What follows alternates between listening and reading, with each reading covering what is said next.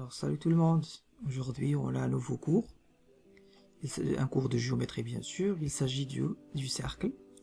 Alors ce n'est pas un nouveau cours parce que vous avez déjà vu au cours de primaire, ce cours-là, du cercle. Alors c'est rien de nouveauté, seulement une seule partie, la troisième partie, la dernière partie. Alors notre cours ça sera comme suivant, on va voir la définition du cercle et quelques propriétés nécessaires, on va voir la différence entre le cercle et le disque, ensuite la nouvelle partie c'est la tangente au cercle. Alors on va voir qu'est-ce qu'une tangente au cercle. Alors commençons par la première partie, la définition du cercle. Alors lorsqu'on soit un point du plan et R est un nombre relatif, positif bien sûr, parce que ça sera une distance. Alors l'ensemble des points du plan situé à la distance R du point A est appelé le cercle. Alors le cercle, il s'agit de tous les points qui sont équidistants au point A, c'est-à-dire au centre du cercle. La notation c'est C. Ici on met le point, le centre, et ici la distance c'est le rayon R. Alors si on prend par exemple un cercle de centre O et de rayon 2 cm, on va écrire C, le point O, virgule, 2 cm. Exemple. Alors voici le cercle C de centre A et de rayon R. Donc c'est l'ensemble de ces points, c'est-à-dire le périmètre du cercle. Voilà, ce périmètre c'est le cercle de centre A et de rayon R. Alors la propriété essentielle ou bien fondamentale du cercle, c'est lorsqu'on prend un cercle de centre A et de rayon R et un point M du plan, on dit que le point M appartient au cercle C de centre A et de rayon R si la distance MA est égale au rayon. Donc si la distance MA est égale au rayon. Venons de voir cet exemple-là. Si on prend le cercle de C de centre A et de rayon R, alors M ici appartient au périmètre du cercle, c'est-à-dire il appartient au cercle C. Alors si on remarque ici la distance MA, c'est le rayon R. Donc si le rayon R est égal à la distance MA, donc M est un point qui appartient au cercle. Alors si la distance MA est égale à R, on déduit que M appartient au cercle. Si on prend un autre exemple, ici le point M, alors la distance MA, la comparaison, si on compare la distance MA par rapport ou bien à la distance R, bien au rayon R, donc MA est inférieur strictement à R, n'est-ce pas? Donc le point M, on dit que le point M n'appartient pas au cercle, n'appartient pas au périmètre, donc il n'appartient pas au cercle.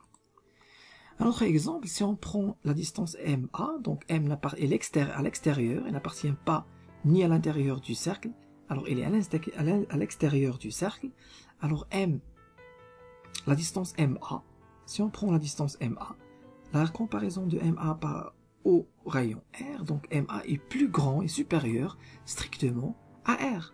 Donc on dit que M n'appartient pas au cercle. Donc le cas où M appartient au cercle, c'est lorsque MA égale au rayon. S'il est inférieur strictement ou bien supérieur strictement au rayon, on dit que le point M n'appartient pas au cercle. Passons à un vocabulaire. Alors le segment formé par deux points qui appartiennent au cercle, alors il est appelé une corde. La corde qui contient le cercle, c'est le watar. La corde qui contient le centre du cercle, donc une corde qui passe par le centre, on va l'appeler un diamètre. Un diamètre, le qatr. Le segment formé par le centre du cercle et un point du cercle est appelé le...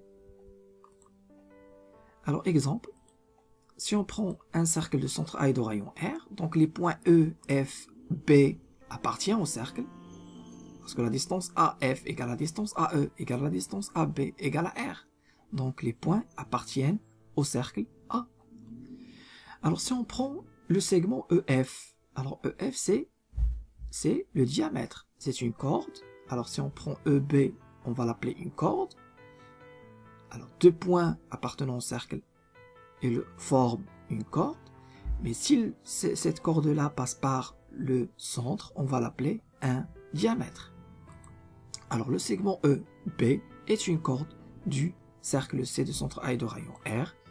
Le segment EF est le diamètre, une corde passant par le centre. Les segments AF, AE, AB, représentent le rayon.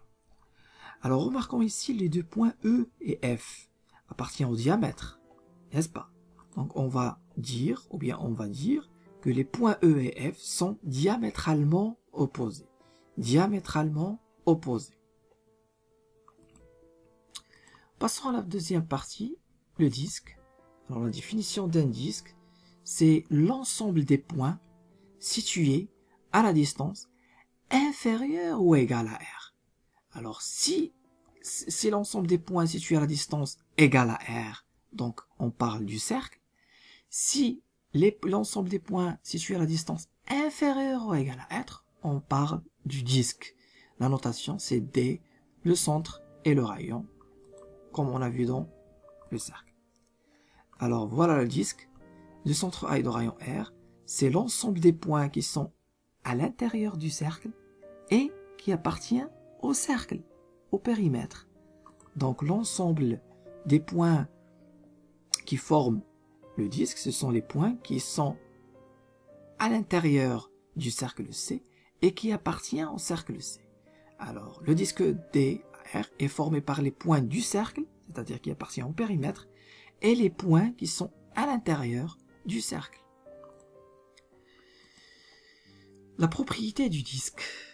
Alors, on dit qu'un point du plan appartient au disque, c'est si la distance AM est inférieure ou égale à R. Inférieure ou égale à R.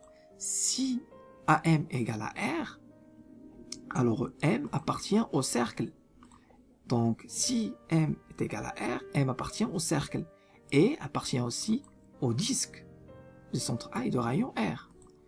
Si on prend cet exemple-là, M ici n'appartient pas au cercle, mais la distance AM, elle est inférieure à R, donc M, AM inférieur à R, donc M appartient au disque. Donc le disque est formé de la surface et le périmètre du cercle. Si on prend aussi M, donc M, la distance AM, est-ce qu'il est inférieur ou égal à R? Non, il est supérieur. Donc on dit que M n'appartient pas au disque. Il est à l'extérieur du disque. Alors venons voir la nouveauté de ce cours. C'est la tangente à un cercle. Alors lorsqu'on parle de la tangente, on parle d'une droite. Alors soit c'est un cercle et D une droite. Dire que la droite D est tangente au cercle C, donc la tangente c'est une droite D, par exemple, du cercle C, en un point. Il faut préciser le point.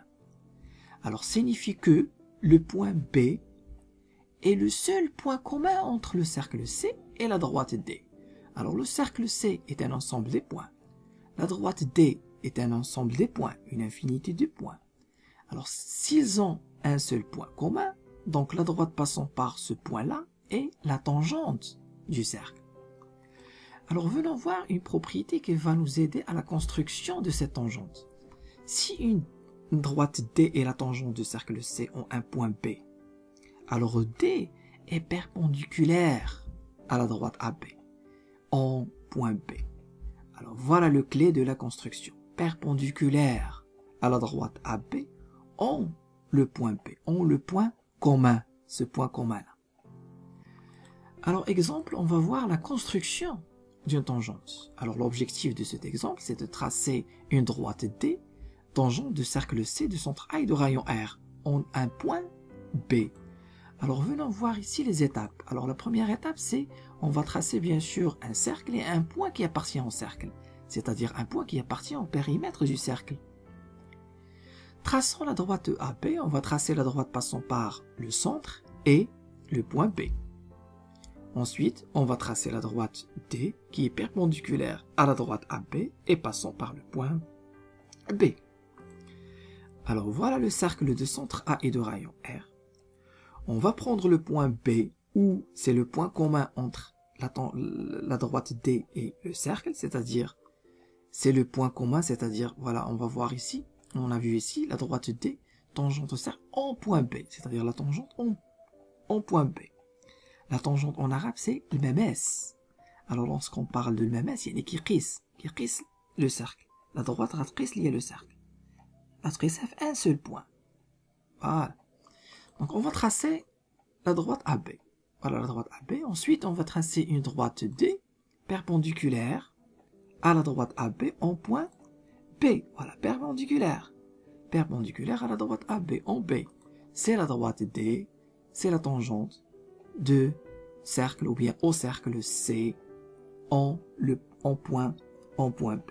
Si on a par exemple ici un point C, on veut tracer une autre tangente, on aura une autre tangente passant par le point C. C'est-à-dire, on va construire la droite CA. Ensuite, on va construire la droite perpendiculaire à CA en C, c'est la tangente au cercle C en point C.